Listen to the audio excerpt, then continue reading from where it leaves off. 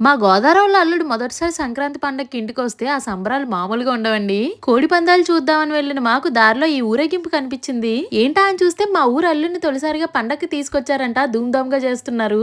ఆ తర్వాత మా ఊరు రామకోవెల్లో భజన చేస్తుంటే చూడ్డానికి వెళ్ళాం. పండగ 3 రోజులు కూడా నాన్ స్టాప్ గా వివిధ భజన బృందాలు వచ్చి ఇక్కడ భజన చేస్తాయి.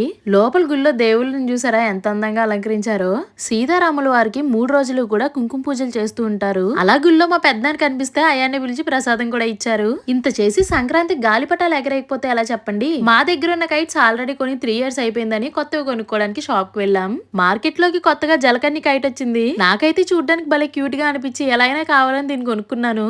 ఇంకా గబ్బిలాలు గెద్దలు సూపర్ మ్యాన్లు అని చాలా రకాల కైట్స్ ఉన్నాయి. అలా బాగా ఆలోచించి నాకు నచ్చిన 2 కైట్స్ కూడా తీసుకున్నాను. కొండమైతే కొనేసావు గానీ అసలు నీకు గాలిపటాలు ఎగరేయడం రాదు కదా అని కిరణ్ నన్ను ఇన్సల్ట్ చేశాడండి. సై అంటే సై అని ఛాలెంజ్లు కూడా చేసుకున్నాం. చూడాలి మరి ఏం జరుగుతుందో. ఈ లోపు మీరు సబ్స్క్రైబ్ చేసి పెట్టేసుకోండి.